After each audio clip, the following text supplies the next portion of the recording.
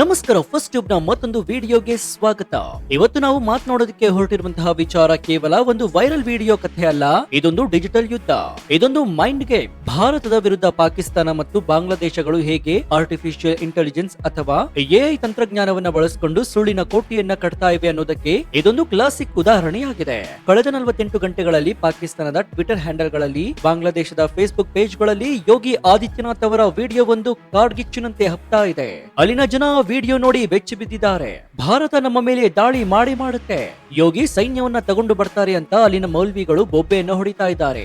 ಆದ್ರೆ ಅಸಲಿ ಸತ್ಯ ಏನು? ಆ ವಿಡಿಯೋದಲ್ಲಿ ಯೋಗಿ ನಿಜವಾಗ್ಲೂ ಬಾಂಗ್ಲಾ ಮತ್ತು ಪಾಕಿಸ್ತಾನಕ್ಕೆ ವಾರ್ನಿಂಗ್ ಕೊಟ್ಟಿದ್ದಾರಾ ಅಥವಾ ಇದೊಂದು ಡೀಪ್ ಫೇಕ್ ಮಾಯಾಜಾಲನ?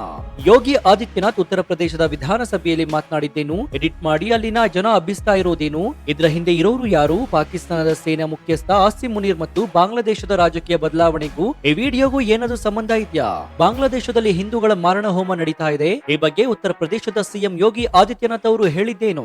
ಹಿಂದೂಗಳ ರಕ್ಷಣೆಗಾಗಿ ಪ್ರಧಾನಿ ನರೇಂದ್ರ ಮೋದಿ ಹಾಗೂ ಯೋಗಿ ಆದಿತ್ಯನಾಥ್ ಅವರು ಮಾಡ್ತಿರುವಂತಹ ಖತರ್ನಾಕ್ ಪ್ಲಾನ್ ಏನು? ಈ ಎಲ್ಲಾ ಮಾಹಿತಿಯನ್ನ ಇವತ್ತಿನ ಈ ವಿಡಿಯೋದಲ್ಲಿ ನೋಡೋಣ. ಆದ್ರೆ ಅದಕ್ಕೂ ಮುನ್ನ ನಿಮ್ಗೇನ್ ಅನ್ಸುತ್ತೆ? ಪ್ರಧಾನಿ ನರೇಂದ್ರ ಮೋದಿ ಹಾಗೂ ಹಿಂದುತ್ವವನ್ನ ರಕ್ಷಣೆ ಮಾಡ್ತಿರುವಂತಹ ಯೋಗಿ ಆದಿತ್ಯನಾಥ್ ಅವರು ಬಾಂಗ್ಲಾ ಹಿಂದೂಗಳನ್ನ ರಕ್ಷಣೆ ಮಾಡ್ಬೇಕಾ? ನಿಮ್ಗೇನ್ ಅನ್ಸುತ್ತೆ ಅಂತ ಕಮೆಂಟ್ ಮಾಡಿ ಹಾಗೂ ವಿಡಿಯೋಗೆ ಲೈಕ್ ಕೊಡಿ.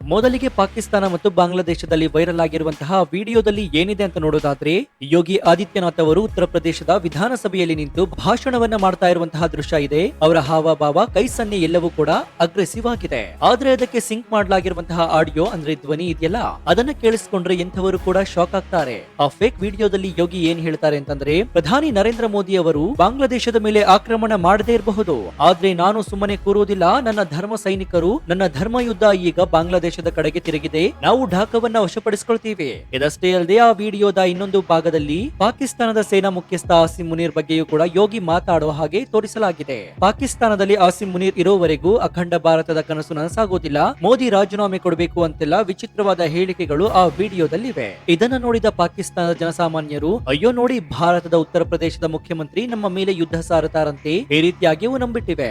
ಆದ್ರೆ ಈ ವಿಡಿಯೋದಲ್ಲಿ ಇರೋದು ಯೋಗಿ ಆದಿತ್ಯನಾಥ್ ಅವರ ಬಾಡಿ, ಆದ್ರೆ ಧ್ವನಿ ಕಂಪ್ಯೂಟರ್ ಜನರೇಟರ್. ಇದನ್ನೇ ನಾವು ಡೀಪ್ ಫೇಕ್ ಅಂತ ಕರೆಯೋದು. ಒಬ್ಬ ವ್ಯಕ್ತಿ ಹೇಳದೇ ಇರೋದನ್ನ ಹೇಳಿದ ಹಾಗೆ ಸೃಷ್ಟಿಸೋದು. ಆದ್ರೆ ಪ್ರಶ್ನೆ ಇರೋದು, ಇದನ್ನ ಯಾರು ಮಾಡಿದ್ರು, ಯಾಕೆ ಮಾಡಿದ್ರು ಅನ್ನೋದು. ಈ ಸುಳ್ಳಿನ ಕಂತೆಗಳಿಗೆ ಬೆಂಕಿ ಇಡಬೇಕು ಅಂತಂದ್ರೆ ನಾವು ಸತ್ಯ ಏನಿದೆ ಅಂತ ತಿಳ್ಕೊಳ್ಬೇಕು. ಮೊನ್ನೆ ಉತ್ತರ ಪ್ರದೇಶದ ಚಳಿಗಾಲದ ಅಧಿವೇಶನ ನಡೆಯಿತು. ಅಲ್ಲಿ ಯೋಗಿ ಆದಿತ್ಯನಾಥ್ ಅವರು ವಿರೋಧ ಪಕ್ಷದ ಸಮಾಜವಾದಿ ಪಾರ್ಟಿ ಅಂದ್ರೆ ಎಸ್ಪಿ ಮತ್ತು ಕಾಂಗ್ರೆಸ್ ನಾಯಕರನ್ನ ತರಾಟೆಗೆ ತೆಗೆದುಕೊಂಡಿದ್ರು. ಆ ಭಾಷಣದಲ್ಲಿ ಯೋಗಿ ಪ್ರಸ್ತಾಪ ಮಾಡಿದ್ದು 2 ಪ್ರಮುಖ ಹೆಸರುಗಳನ್ನ. ಅದರಲ್ಲಿ ಒಂದು ಗಾಜಾ, ಇನ್ನೊಂದು ದೀಪ್ ದಾಸ್. ಯೋಗಿ ಅಸೆಂಬ್ಲಿಯಲ್ಲಿ ಗುಡುಗಿದ್ದು ಏನಂತಂದ್ರೆ, ನಮ್ಮ ದೇಶದ ವಿರೋಧ ಪಕ್ಷದವರು ಪ್ಯಾಲೆಸ್ತೇನ್ ನಲ್ಲಿರುವಂತಹ ಗಾಜಾ ಬಗ್ಗೆ ಎಲ್ಲಿಲ್ಲದ ಪ್ರೀತಿ, ಗಾಜಾದಲ್ಲಿ ಯುದ್ಧ ಅಂದ್ರೆ ಇವರು ಲಕ್ನೋದಲ್ಲಿ ಮೆರವಣಿಗೆ ಮಾಡ್ತಾರೆ, ಗಾಜಾ ಜನರಿಗಾಗಿ ಕಣ್ಣೀರು ಹಾಕ್ತಾರೆ. ಆದ್ರೆ ನಮ್ಮದೇ ಪಕ್ಕದ ದೇಶ ಬಾಂಗ್ಲಾದೇಶದಲ್ಲಿ ಒಬ್ಬ ಅಮಾಯಕ ದಲಿತ ಯುವಕ ದೀಪು ದಾಸ್ ನನ್ನ ಅತ್ಯಂತ ಕ್ರೂರವಾಗಿ ಹತ್ಯೆ ಮಾಡಲಾಯಿತು, ಆತನನ್ನ ಜೀವಂತವಾಗಿ ಸುಡಲಾಯಿತು. ಆಗ ಯಾಕೆ ನಿಮ್ಮ ಬಾಯಿಯಲ್ಲಿ ಮಾತು ಬರಲಿಲ್ಲ? ದೀಪು ದಾಸ್ ದಲಿತ ಅಲ್ವಾ? ದಲಿತರನ್ನ ಕೇವಲ ವೋಟ್ ಬ್ಯಾಂಕ್ ಆಗಿ ಮಾತ್ರ ನೋಡ್ತಿದ್ದೀರಾ? ದಲಿತ ಕಾರ್ಮಿಕನನ್ನ ಅಲ್ಲಿನ ಮತಾಂಧರು ಕೊಂದು ಹಾಕಿದ್ರೆ ಇಲ್ಲಿರೋ ಜಾತ್ಯತೀತ ನಾಯಕರು ಯಾಕೆ ಕ್ಯಾಂಡಲ್ ಮಾರ್ಚ್ ಮಾಡಲಿಲ್ಲ? ಇದು ಯೋಗಿ ಕೇಳಿದ ನೇರ ಪ್ರಶ್ನೆಯಾಗಿತ್ತು.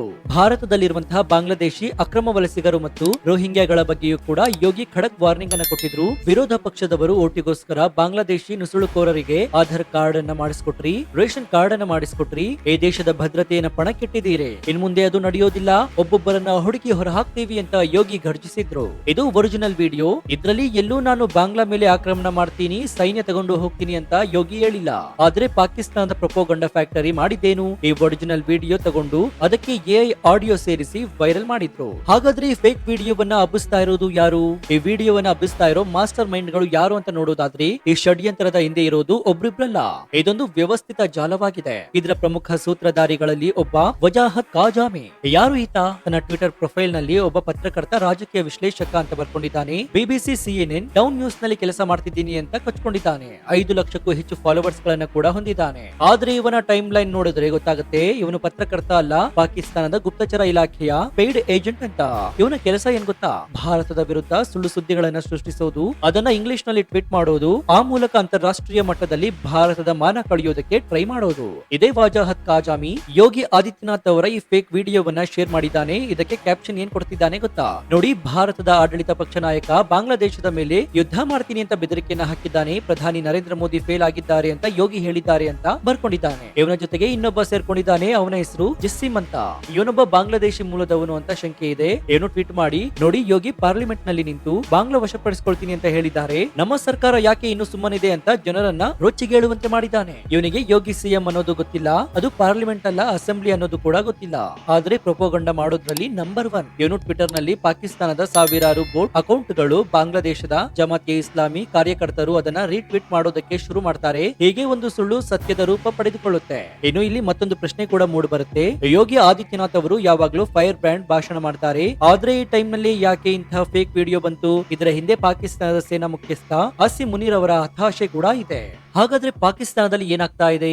ಇಮ್ರಾನ್ ಖಾನ್ ಬೆಂಬಲಿಗರು ಆಸಿಮ್ ಮುನೀರ್ ವಿರುದ್ಧ ಬೀದಿಗೆ ಇಳಿದಿದ್ದಾರೆ. ಸೇನೆಯೇ ದೇಶವನ್ನ ಹಾಳು ಮಾಡ್ತಾ ಇದೆ ಅಂತ ಪಾಕಿಸ್ತಾನದ ಜನರೇ ಬೈತಾ ಇದ್ದಾರೆ. ಇನ್ನು ಬಲೂಚಿಸ್ತಾನ ಮತ್ತು ಖೈಬರ್ ಪಖ್ತೂನ್ಖ್ವಾ ಪ್ರಾಂತ್ಯದಲ್ಲಿ ಪಾಕಿಸ್ತಾನಿ ಸೈನಿಕರನ್ನ ದಿನ ಬೆಳಗಾದ್ರೆ ಹೊಡೆದುರುಳಿಸಲಾಗ್ತಾ ಇದೆ. ಇನ್ನು ಇಸ್ರೇಲ್ ಪ್ಯಾಲೆಸ್ತೈನ್ ವಿಚಾರದಲ್ಲಿ ಪಾಕಿಸ್ತಾನ ಸರ್ಕಾರ ಇಸ್ರೇಲ್ ಪರ ಅಥವಾ ಅಮೆರಿಕ ಪರ ಇದೆ ಅಂತ ಅಲ್ಲಿನ ಮೌಲ್ವಿಗಳು ರೊಚ್ಚಿಗೆದ್ದಿದ್ದಾರೆ. ಇದೆಲ್ಲದರಿಂದ ಆಸಿಮ್ ಮುನೀರ್ ತಲೆ ಕೆಟ್ಟು ಹೋಗಿದೆ, ತನ್ನ ಸೀಟು ಅಳಗಾಡ್ತಾ ಇದೆ. ಇಂತಹ ಸಮಯದಲ್ಲಿ ಪಾಕಿಸ್ತಾನದ ಜನರನ್ನ ಒಗ್ಗೂಡಿಸಲು ಇರೋ ಒಂದೇ ಒಂದು ಮಾರ್ಗ ಅಂದ್ರೆ ಅದು ಭಾರತದ ಭೂತ.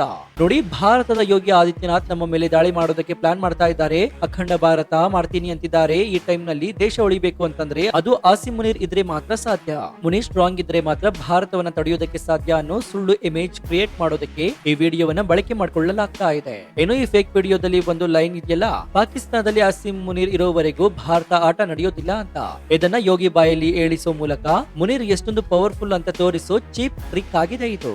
ಆದ್ರೆ ನಿಮ್ಮ ಶತ್ರು ಕೂಡ ನನ್ನ ಬಗ್ಗೆ ಮಾತನಾಡ್ತಿದ್ದಾನೆ ಅಂದ್ರೆ ನಾನು ಗ್ರೇಟ್ ಅಲ್ವಾ ಅಂತ ಪಾಕಿಸ್ತಾನಿ ಜನರಿಗೆ ತೋರಿಸೋದಕ್ಕೆ ಮುನೀರ್ ಮಾಡ್ತಿರುವಂತಹ ನಾಟಕ ಇದು.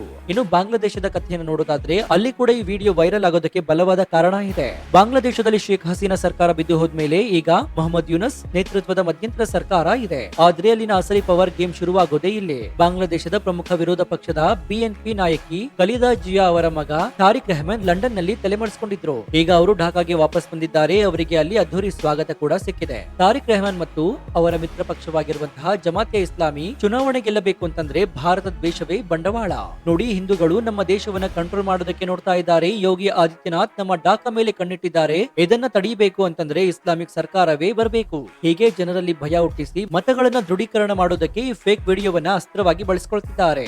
ಬಾಂಗ್ಲಾದೇಶದಲ್ಲಿ ಹಿಂದೂಗಳ ಮೇಲೆ ನಿರಂತರ ದಾಳಿ ನಡೀತಿದೆ. ದೀಪದಾಸ್ ಹತ್ಯೆ, ಇಸ್ಕಾನ್ ದೇವಸ್ಥಾನಗಳ ಮೇಲೆ ದಾಳಿ, ಹಿಂದೂ ಮಹಿಳೆಯರ ಅಪಹರಣ, ಇವೆಲ್ಲವನ್ನ ಮುಚ್ಚಿ ಹಾಕೋಕೆ ನಾವೇ ಸಂತ್ರಸ್ತರು, ಭಾರತವೇ ನಮ್ಮ ಮೇಲೆ ದಾಳಿ ಮಾಡ್ತಾ ಇದೆ ಅಂತ ಬಿಂಬಿಸೋದಕ್ಕೆ ಈ ವಿಡಿಯೋ ಅವರಿಗೆ ಬೇಕಾಗಿದೆ. ಇನ್ನೂ ಒಂದು ವಿಚಾರವನ್ನ ಗಮನಿಸಬೇಕಾಗುತ್ತೆ. ಇಲ್ಲಿ ಪಾಕಿಸ್ತಾನ ಆಗಲಿ ಬಾಂಗ್ಲಾ ಆಗಲಿ ಇವರು ಮೋದಿಗಿಂತ ಜಾಸ್ತಿ ಟಾರ್ಗೆಟ್ ಮಾಡ್ತಾ ಇರೋದು, ಭಯ ಪಡ್ತಾ ಇರೋದು ಯೋಗಿ ಆದಿತ್ಯನಾಥ್ ಅವರಿಗೆ ಮಾತ್ರ. ಅದು ಯಾಕಂದ್ರೆ ಯೋಗಿ ಆದಿತ್ಯನಾಥ್ ಅವರ ಆಡಳಿತ ಶೈಲಿ. ಉತ್ತರ ಪ್ರದೇಶ ಒಂದು ಕಾಲದಲ್ಲಿ ಗೂಂಡಾ ರಾಜ್ಯ ಆಗಿತ್ತು. ಮಾಫಿಯಾ ಡಾನ್ಗಳು, ಪಾಕಿಸ್ತಾನದ ಸ್ಲೀಪರ್ ಸೆಲ್ಗಳು ಅಲ್ಲಿ ಆರಾಮಾಗಿ ಇದ್ವು. ನೇಪಾಳ ಗಡಿಯ ಮೂಲಕ ಪಾಕಿಸ್ತಾನ ಏಜೆಂಟ್ಗಳು ಸುಲಭವಾಗಿ ಯುಪಿ ಒಳಗೆ ಬರ್ತಾ ಇದ್ರು. ನಕಲಿ ನೋಟು ದಂಧೆ ಕೂಡ ನಡೀತಾ ಇತ್ತು. ಆದ್ರೆ 2017ರ ನಂತರ ಚಿತ್ರಣ ಬದಲಾಗಿದೆ. ಯೋಗಿ ಅಧಿಕಾರಕ್ಕೆ ಬಂದ ಮೇಲೆ ಬುಲ್ಡೋಸರ್ ಮಾಡೆಲ್ ಬಂತು. ಅಪರಾಧಿಗಳು ಎಲ್ಲೇ ಅವಿತಿದ್ರು ಕೂಡ ಅವರ ಆಸ್ತಿ ಪಾಸ್ತಿ ಜಪ್ತಿ ಆಯ್ತು. ಮಾಫಿಯಾ ಡಾನ್ಗಳು ಜೈಲಲ್ಲಿ ಮಣ್ಣಾದ್ರು. ಇವತ್ತು ಉತ್ತರ ಪ್ರದೇಶದಲ್ಲಿ ದಂಗೆಕೋರರು ರಸ್ತೆಗೆ ಬಂದು ಕಲ್ಲು ತೂರಾಟ ಮಾಡೋದಕ್ಕೆ 100 ಸಲ ಯೋಚನೆ ಮಾಡ್ತಿದ್ದಾರೆ. ಪೊಲೀಸರಿಗೆ ಫ್ರೀ ಹ್ಯಾಂಡ್ ಅನ್ನ ಕೊಡಲಾಗಿದೆ. ಇನ್ನು ಬಾಂಗ್ಲಾದೇಶ ಮತ್ತು ಪಾಕಿಸ್ತಾನದ ಮತದಾರರಿಗೆ ಭಯ ಇರೋದು ಇದೇ ವಿಚಾರಕ್ಕೆ. ಒಂದು ವೇಳೆ ಭಾರತದಲ್ಲಿ ಯೋಗಿ ತರಹದ ನಾಯಕತ್ವ ಇನ್ನೂ ಬಲಗೊಂಡ್ರೆ ಅಥವಾ ಭವಿಷ್ಯದಲ್ಲಿ ಯೋಗಿ ಇನ್ನಷ್ಟು ದೊಡ್ಡ ಸ್ಥಾನಕ್ಕೆ ಹೋದ್ರೆ ನಮ್ ಗತಿ ಏನು ಅನ್ನೋ ಭಯ ಅವರಿಗೆ ಕಾಡ್ತಾ ಇದೆ. ಅದಕ್ಕಾಗಿಯೇ ಯೋಗಿಯನ್ನ ವಿಲನ್ ತರ ಬಿಂಬಿಸಿ ತಮ್ಮ ದೇಶದ ಜನರನ್ನ ಒಂದಾಗಿಸೋ ಪ್ರಯತ್ನ ಮಾಡ್ತಾ ಇದ್ದಾರೆ. ನೋಡಿ, ಆ ಕಡೆ ಯೋಗಿ ಇದ್ದಾರೆ, ನೀವು ನಮ್ಮ ಜೊತೆ ಇದ್ರೆ ಮಾತ್ರ ಸೇಫ್ ಅನ್ನೋದು ಅಲ್ಲಿನ ರಾಜಕಾರಣಿಗಳ ತಂತ್ರವಾಗಿದೆ.